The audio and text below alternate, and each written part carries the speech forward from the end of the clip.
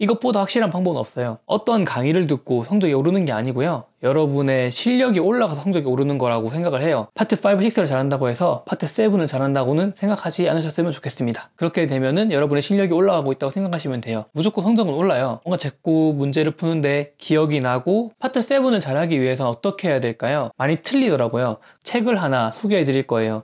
이 책은 ETS에서 나온 책이고요.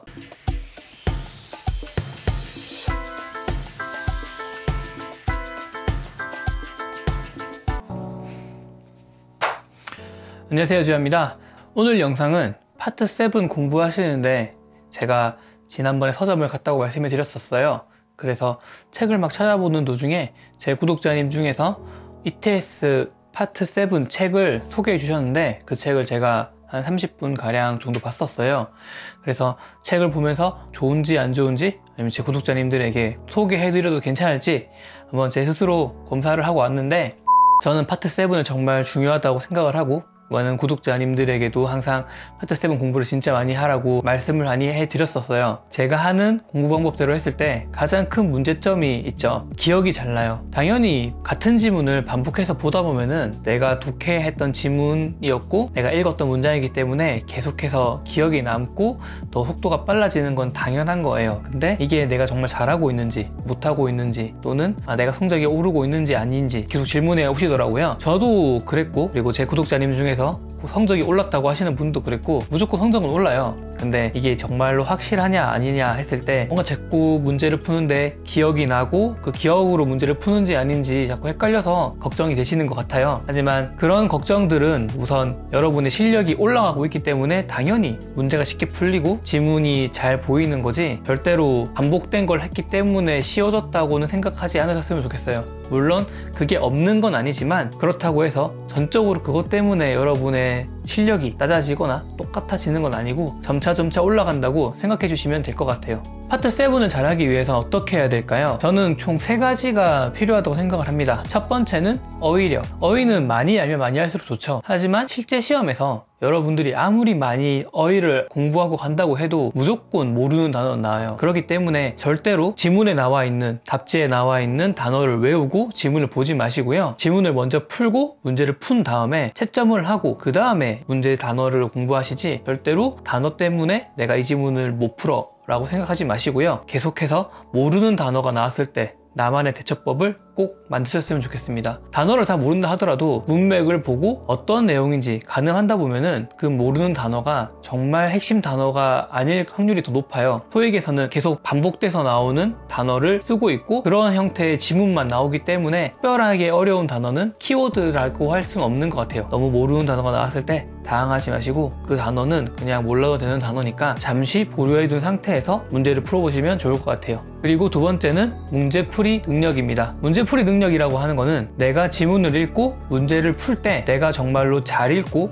그 지문에 나와 있는 내용을 바탕으로 보기를 잘 찍는지 아닌 보기를 잘 소구하는지를 말하는 건데요. 이거는 내가 상상으로 문제를 푸는지 아니면 내 생각이 조금이라도 들어갔는지 그거를 정말 잘 생각하셔야 돼요. 저는 초반에 공부할 때 이런 내용이 나왔으니까 이게 답이겠지라고 해서 답을 많이 선택을 했는데 많이 틀리더라고요. 그거는 지문을 똑바로 안 읽고 그냥 내 생각을 개입해서 답을 찾아서 그랬던 것 같아요. 그렇게 틀린 이유로 계속해서 답의 근거를 지문에서 찾으려고 노력했고 그 지문에서 찾기 위해서 정말 많이 지문을 공부했던 것 같아요. 그렇게 공부를 했더니 또한 지문을 읽고 이 부분에서 이런 문제의 답이 나오겠다 라는 생각이 약간 들어요. 그렇게 되면은 여러분의 실력이 올라가고 있다고 생각하시면 돼요. 처음에 시간이 부족해서 답을 제대로 못 찍잖아요. 그럼에도 불구하고 많은 분들이 시간 내에 풀려고 막 빨리빨리 읽으시잖아요. 절대 그러지 마시고 내가 푼 문제라도 다 맞자 라고 생각을 해주셨으면 좋겠어요. 101번부터 200번까지 문제를 다 풀었는데 거기서 50개 틀리나 내가 50개를 풀어서 50개를 맞는 게 더 낫고 나중에 한 줄을 세웠을 때 조금 더 많이 맞을 수 있잖아요. 그러니까 무조건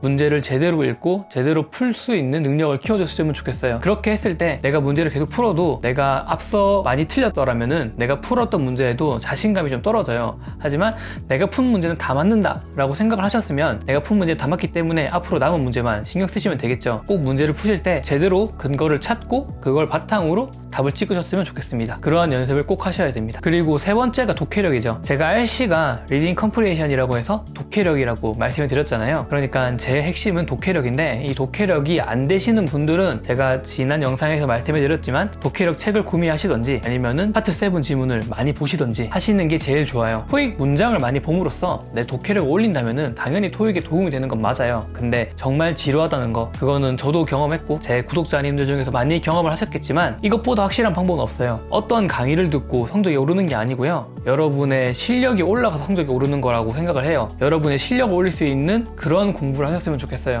어떤 강의에서 문제를 찝어서 문제가 나왔다, 이거는 한두 문제밖에 안 된다고 생각을 해요. 많아봤자 파트 5, 6에서 30문제가 넘을까요? 절대 아니라고 생각을 하는데, 여러분의 읽는 능력이 상승하셔서 파트 7만 다 맞추신다고 하시더라도 50문제 이상은 맞잖아요. 그러니까 무조건 여러분의 읽는 능력을, 꼭 독해력을 상승시켰으면 좋겠습니다. 그러한 공부를 하고 시험만 보셔도 아마 성적으로 점수대로 달라지는 걸 느끼실 수 있을 거예요. 파트 7을 잘하면 파트 5, 6도 잘할 수 있어요. 하지만 파트 5, 6를 잘한다고 해서 파트 7을 잘한다고는 생각하지 않으셨으면 좋겠습니다.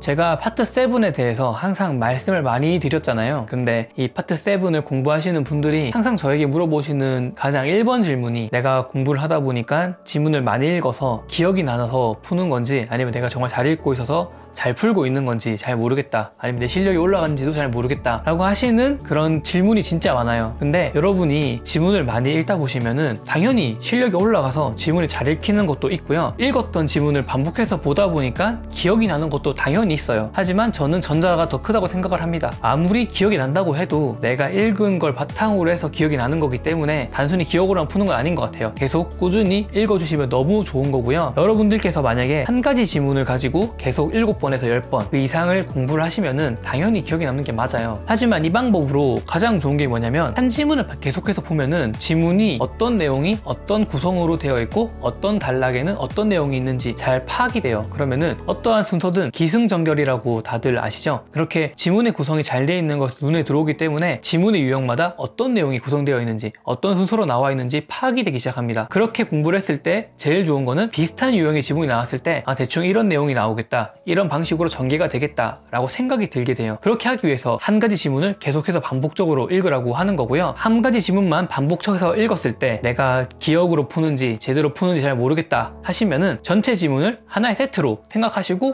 풀어주세요. 그렇게 했을 때에는 앞서 말한 방법보다는 조금 덜 기억날 수 있어요. 하지만 기억에 의존하는 것보다는 내가 읽는 걸 바탕으로 문제를 푸는 게 더 늘어난다고 생각을 해요. 그러니까 내 실력을 조금 더 올리고 싶고 기억으로 읽는 게 아니라 내 실력을 읽고 싶다, 이렇게 하시는 분들은 전체 지문을 하나의 세트로 생각하시고 공부를 하시면 좋을 것 같습니다. 그리고 내가 천재 문제집과 5회분 문제집을 다 풀었고 내가 열심히 읽어서 기억이 너무 난다 라고 하시는 분들은 아마 성적으로 이미 높으실 거예요. 하지만 조금 약간 부족하다고 생각하시는 분들은 오늘 제가 책을 하나 소개해 드릴 거예요. 이 책은 ETS에서 나온 책이고요, 파트 7만 이렇게 몰려있는 책입니다. 제 채널 구독자님께서 알려주신 책이었고, 제가 실제로 서점에 가서 한 30분 넘게 이 책을 보다가 왔는데 저는 진짜 이 책을 몰랐었어요. 근데 너무 좋더라고요.